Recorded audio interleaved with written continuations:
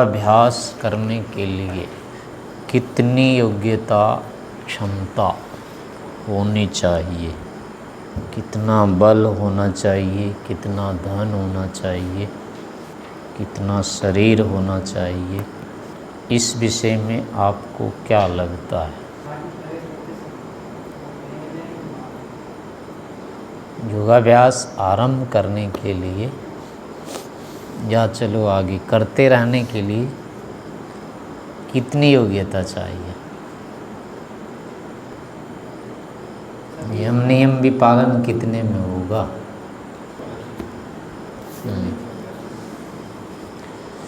तो देखिए, इसकी जो आरंभिक योग्यता है, एक तो है कि वो रोगी नहीं होना चाहिए, इतना जितना कि वो अपने दैनिक कार्य नहीं कर सके। खाना पीना, नहाना धोना, चलना फिरना, ये सब जो काम होते हैं, अगर इतना भी नहीं कर सकता है तब वो तो नहीं करेगा कुछ। ये न्यूनतम है कि उसका शरीर स्वस्थ इतना रहना चाहिए कि सारे काम वो अपने करने में कभी बाधा नहीं हो उसको। ये पहली योग्यता है, कम से कम। जैसे जितना अधिक शरीर अच्छा होगा, जितना स्वस्थ रहेगा, जितना बलवान रहेगा, उतनी उतनी उसको सरलता होगी। सर्दी गर्मी भूख प्यास ये सब जो सहन करने होते हैं सारे, तो ये शारीरिक बल के ऊपर ही निर्भर करता है। निर्बल शरीर में ये सब चीज़ें सहन नहीं होती। इस कारण से उसका शरीर इतना स्वस्थ रहना चाहिए कि वो पड़ने की स्थिति में नहीं हो, बस सब काम करने में समर्थ हो, बाधित नहीं रहे कोई काम में। दूसरी चीज़ है कि उसकी बुद्धि चलनी चाहिए।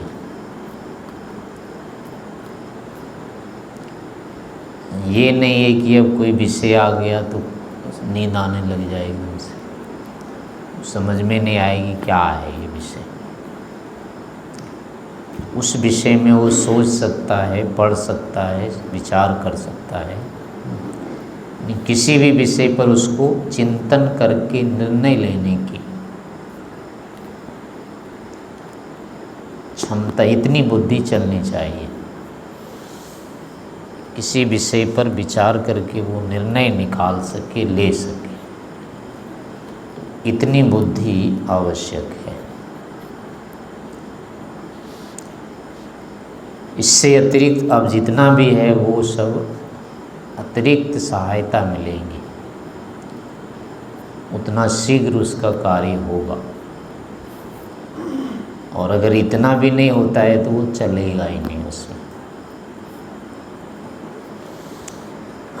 इसलिए जिनके पास इतनी सामर्थ्य है उसको पूरी श्रद्धा से, पूरे विश्वास के साथ पहले ईश्वर प्राप्ति के लिए पूरा प्रयास करने की भावना रखनी चाहिए। आत्मा परमात्मा का ज्ञान सर्वोपरि उसको रख करके चलना चाहिए। उसको इस क्षेत्र में सफलता की संभावना रहती है।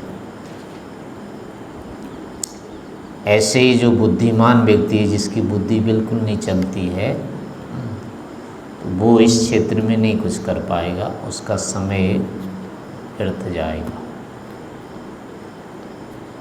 उसके लिए होता है कि फिर अपनी बुद्धि को तीक्ष्ण करने के लिए अब वो व्याकरण आदि शास्त्रों को पढ़े।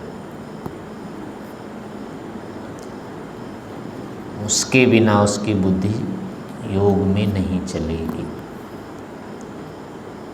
बिना बुद्धि के योगाभ्यास करने से वो ठीक है, उसका जीवन धार्मिक तो हो जाएगा, अधिक पाप कर्म नहीं होंगे उसके, वो तो ठीक है, लेकिन विशेष जो उन्नति होनी चाहिए, उपलब्धि जो होनी चाहिए, वो नहीं हो पाएगी। योगाभ्यास बिना ज्ञान विज्ञान के नहीं होता है। केवल आंख बंद करने से, ध्यान करने से, जप करते रहने से, इतने मात्र से योगाभ्यास में सफलता नहीं मिलती है। यहाँ प्रत्येक विषय में निर्णय लेते रहना होता है।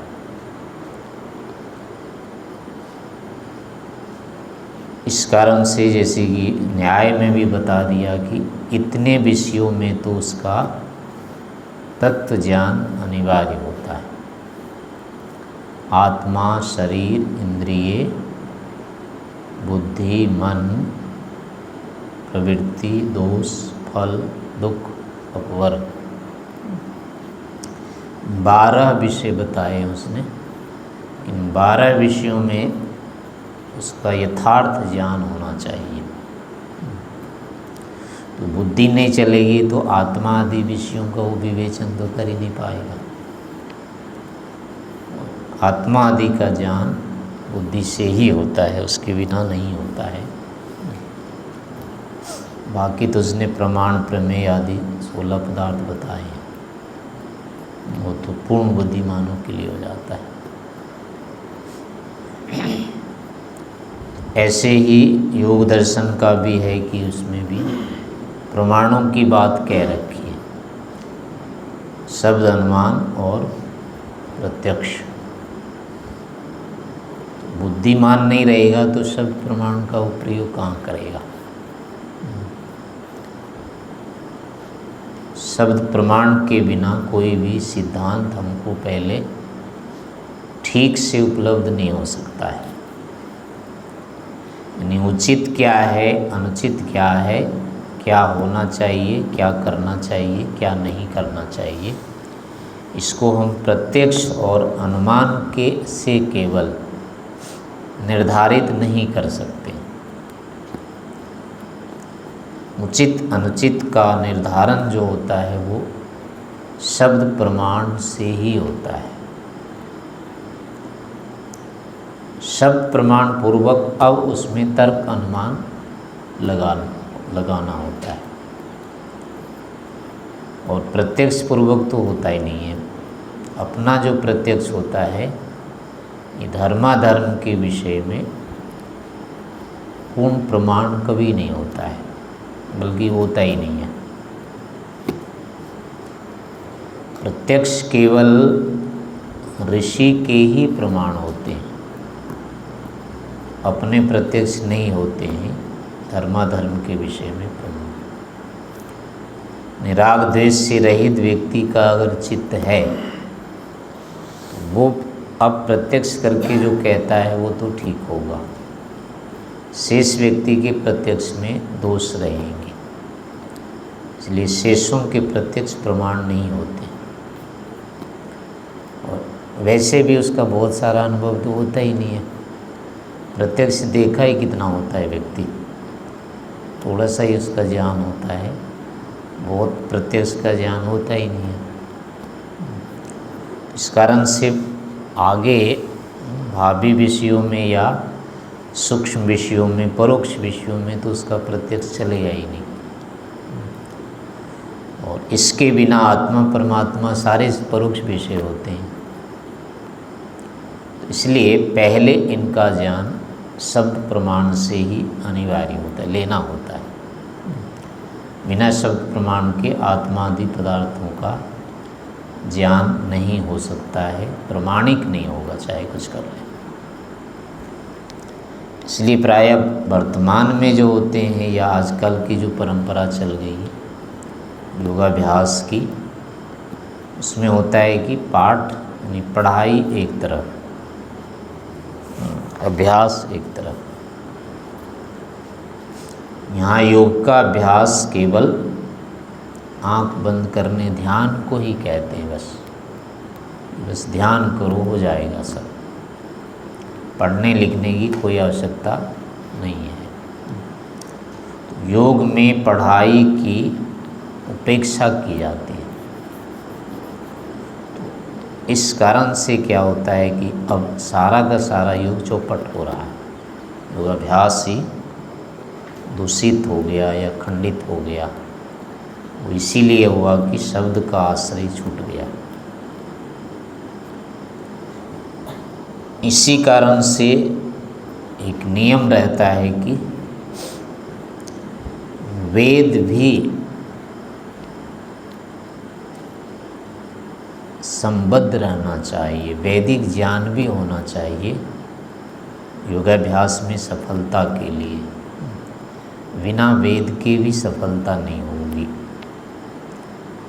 यानी शब्द प्रमाण साथ में रहना चाहिए, और शब्द प्रमाणों में अंतिम जो है वो वेद है। वेद के बिना भी नहीं होगा। वेद से हमारा विधान आगे चलता है। इस कारण से वेद को भी जाने बिना, छुए बिना, आश्रय लिए बिना इस क्षेत्र में सफलता संभव नहीं होती है। अर्थ का जो पूरा निश्चय होगा वो वेद के आश्रय से ही होगा। शाब्दिक रूप पर उसके बिना नहीं हो पाएगा। इस कारण से वर्तमान में जितने इतने सारे हजारों मत मतांतर हो गए, उसका सीधा सा कारण है कि वेद की उपेक्षा हो गई। वेद जब नहीं रहा तो फिर हजारों लोग हैं, उनके अपने अपने मत फिर हो गए प्रमाण। जब उसमें केवल जब अनुभूति रह गई, प्रत्यक्ष हो गया, तो हर किसी का प्रत्यक्ष रहेगा। वो तो दूसरा के प्रत्यक्ष दूसरा कैसे जानेगा और क्यों मानेगा? एक का प्रत्यक्ष दूसरे के लिए मान्य होता नहीं है। अपना प्रत्यक्ष अपने लिए ही मान्य होता है। तो इसलिए बराबर, यानी दो बराबर योग स्तर के होते हैं, वो एक दूसरे के प्रत्यक्ष को नहीं मानते हैं। बड़ों का प्रत्यक्ष तो माना जाता है, बराबर का प्रत्यक्ष मान्य नहीं होता है। ऐसी अगर कोई बड़ा रहा ही नहीं वहाँ, शब्द प्रमाण यानी ज्ञान देने वाला कोई बड़ा नहीं रहा, तो सारे योगी हो गए, वो बराबर स्तर के हो गए, तो कौन किसी की मानेगा? इसलिए हर कोई धर्मात्मा बन गया, धर्म का संस्थापक बन गया, या अपने अपने उसके मत स्थापित हो गए। अगर वेद की प्रधानता रहती तो किसी भी व्यक्ति का मत प्रधान हो ही नहीं सकता था। तत्काल हो जाता कि वेद से मिलाओ फिर।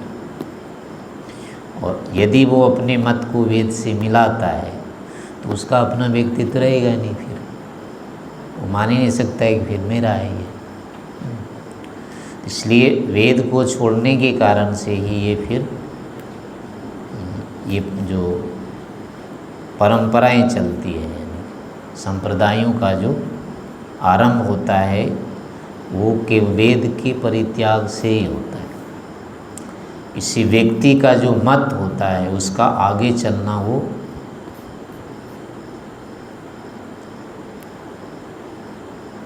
संप्रदाय कहलाता है। एक व्यक्ति ने जो कह दिया, अब वो इसी को आगे चलाते जाएंगे, उसी प्रवाह का नाम संप्रदाय होता है। वेदों का प्रवाह संप्रदाय में नहीं आता है। इसी कारण से इतने सारे ऋषि हुए हैं, कोई भी नहीं हुआ वो उस तरह से कि मेरा मत इनका मत है मान्य। सभी ऋषियों ने सीधे कह दिया कि हमारी बात इसलिए प्रमाणिक है कि वेद के अनुकूल है हमारा, वेद से हमने लिया हुआ है। इसलिए किसी ने अपना मत संप्रदाय चलाया ही नहीं। ऋषियों के नाम से कोई संप्रदाय नहीं होता है। तो ये जितने भी संप्रदाय चलते हैं वो सब अन ऋषियों के होते हैं। यानी कि वेदों को नहीं मानने वालों का होता है। और इसीलिए फिर क्या होते हैं कि परस्पर में झगड़े की, कलह की स्थिति बनती है, क्योंकि एक दूसरे बराबर एक से एक होते हैं, कौन किसी की मानेगा। तो इस कारण से भी क्या होता है कि वेद की है। और दूसरी बात है, वस्तु तत्व में क्या है, वेद सर्वज्ञ का वचन होता है, ईश्वर का है, तो उसमें भूल की संभावना नहीं रहेगी। ईश्वर के सर्वविदित होने के कारण से, सर्वज्ञ होने के कारण से उसमें दोष की कोई संभावना नहीं रहती है, और ना किसी विषय के छूटने की रहती है। उसमें सारे विषय रहेंगे, यथार्थ रूप में रहेंगे। तो जिन विषयों को हमें उपलब्ध करना है, जान करना है, वो कोई भी विषय ऐसे नहीं होते हैं कि सर्वथा ज्ञात होते हैं। हमारे लिए जितने भी विषय जानने योग्य होते हैं वो सारे के सारे पुराने होते हैं, ज्ञात होते हैं, जाने हुए को ही जानना होता है। आजकल के वैज्ञानिक परंपरा में उस विषय को महत्व दिया जाता है जिसको कोई नहीं जानता हो, सर्वथा ज्ञात होना चाहिए। उसी को जिसने जाना उसको महत्व है, जाने हुए को किसी ने जानना उसका कोई महत्व नहीं होता है वर्तमान में। लेकिन हमारी प्राचीन परंपरा में ऐसा मत है ही नहीं, सिद्धांत कि सर्वथा ज्ञात विषय प्रमाणिक ही नहीं होगा। सभी विषयों में पूर्व ज्ञात रहना चाहिए, प्रमाण होना चाहिए। इसलिए वेदों में सारे विषयों का रहता है, मूल होता है, आधार होता है। और ये आत्मा परमात्मा तो रहेंगे ही रहेंगे। इसलिए आत्मा के विषय में कोई भी जो मत, संप्रदाय या व्यक्ति विशेष है, उसका ज्ञान अगर वेद से असंपृक्त है, असंबद्ध है, तो कभी भी प्रमाण नहीं होगा। कोई भी व्यक्ति आत्मा के विषय में या परमात्मा के विषय में स्वयं प्रमाण नहीं हो सकता है, उसको वेद से प्रमाणित करना पड़ेगा। क्योंकि आत्मा परमात्मा के विषय कोई नए नहीं है, ये पीछे से आए हैं। तो आज का जो व्यक्ति अगर उसको जाना है तो उसके ज्ञान को महत्व अगर हम देते हैं तो उससे पीछे जो जाना है उसको भी तो देना पड़ेगा ना। जिस विषय में अनेक ज्ञाता है, अनेक दृष्टा है, तो उसमें किसी दूसरे की उपेक्षा नहीं की जा सकती। एक का ही माना जाए ऐसा नहीं होगा, दूसरे को भी लेना ही पड़ता है। तो आत्मा आदि विषय जो होते हैं ये सर्वथा नए नहीं होते। कोई भी आज का वैज्ञानिक अगर आत्मा के विषय में अपनी कोई भी मत अपना प्रस्तुत करता है और वो वेद के साथ नहीं मिलाता है, तुलनात्मक नहीं करता है, तो वो मान्य कभी नहीं होगा। उसको मिलाना ही पड़ेगा, अन्यथा वो मानने योग्य नहीं हो सकता। क्योंकि ये आध्यात्मिक सारे विषय पूर्व ज्ञात हैं, पूर्वानुभूत है, वेद से ज्ञात होता है ये, इसलिए तुलनात्मक तो करना ही पड़ेगा। क्योंकि विषय तो एक ही है, तो उसने भी देखा है, तुमने भी देखा है, तो दोनों की अनुभूति मिलनी चाहिए ना। फिर नहीं मिलेगी फिर तो विरोध रहेगा। तो इसलिए भी वेद की आवश्यकता इसमें हो जाती है। तो ये तभी होगा जब बुद्धिमान व्यक्ति होता है। कोई चीज़ उसको याद होना चाहिए, पिछली चीज़ें। बिना बुद्धि की ये तो होता नहीं, शब्द प्रमाण स्वीकार नहीं होता है या समझ में नहीं आता है। तो इस कारण से योगाभ्यास के लिए शब्द प्रमाण अनिवार्य होने से बुद्धि भी चाहिए ही चाहिए। उसमें अध्ययन की, स्वाध्याय की क्षमता होनी चाहिए। जिसको स्वाध्याय करना अच्छा नहीं लगता है वो अच्छा योगाभ्यासी या ध्यानी नहीं बन सकता। क्योंकि ध्यान में क्या होता है, प्राय ऐसा होता है कि पढ़ने की रुचि समाप्त हो जाती है। कारण उसमें होता है कि अपने जो भी संस्कार होते हैं चित्त में, उसके अनुकूल वृत्तियाँ, ये कल्पनाएं चलने लगती हैं। तो स्वाध्याय यदि किया हुआ नहीं होता है व्यक्ति, तो उसके मन में इतने ज्ञान उठने लगते हैं, कल्पनाएं होने लगती है कि वो उसी से संतुष्ट होने लगता है।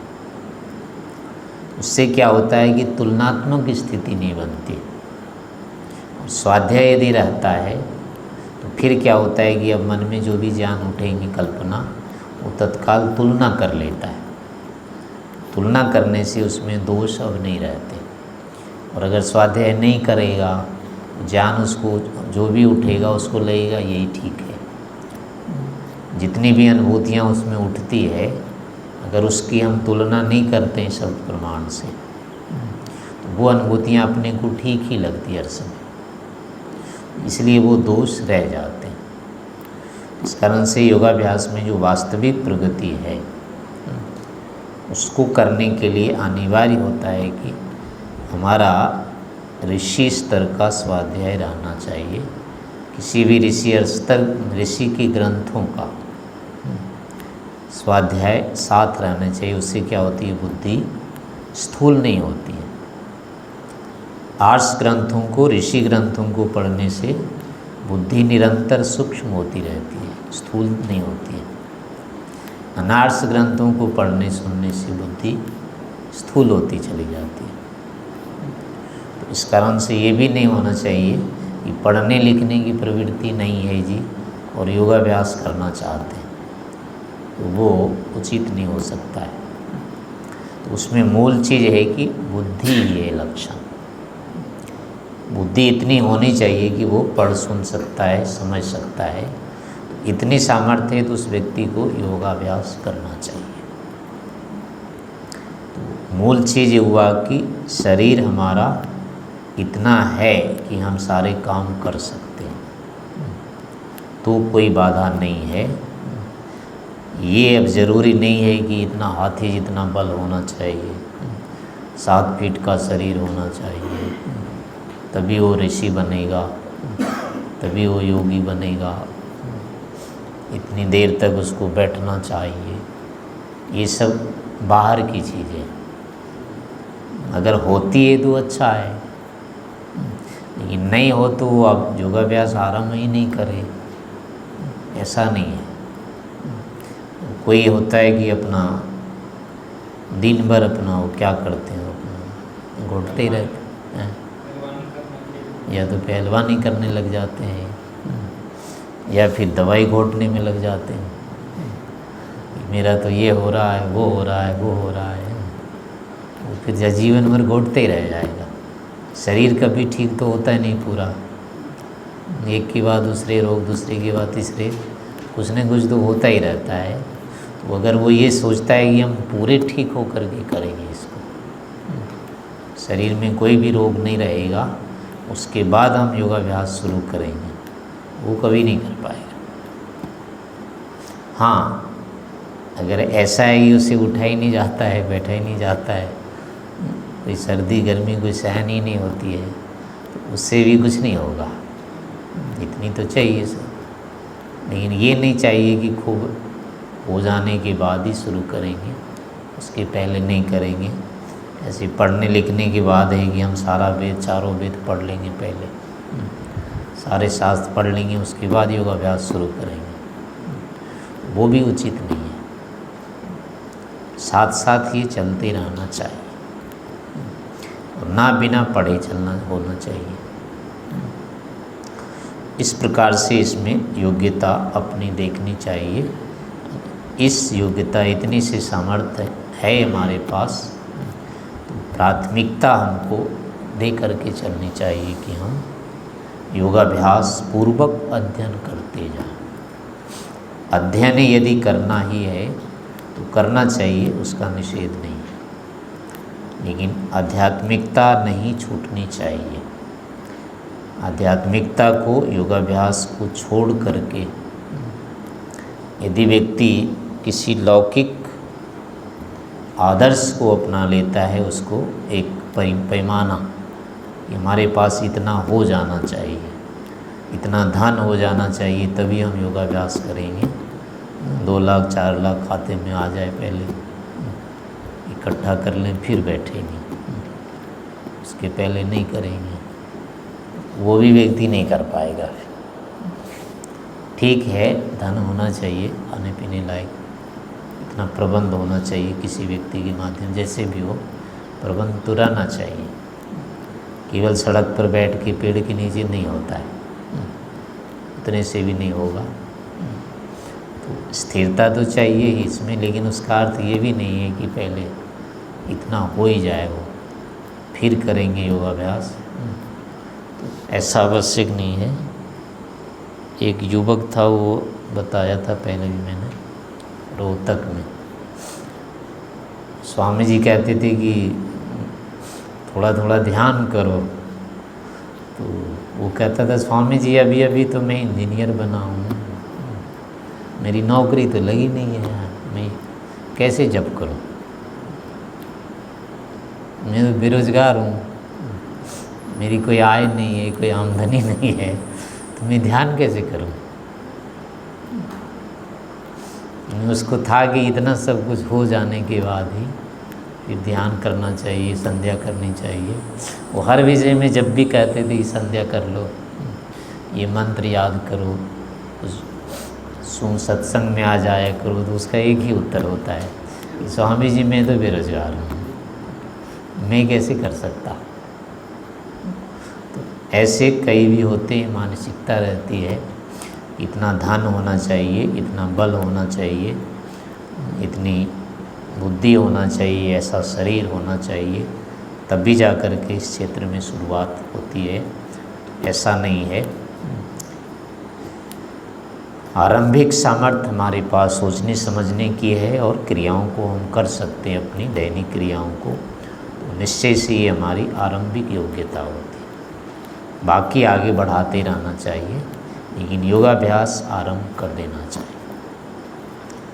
स्वामी दयानंद का भी शरीर था और विरजानंद जी का भी शरीर था। अब बुद्धि में कोई कम तो नहीं थे, कोई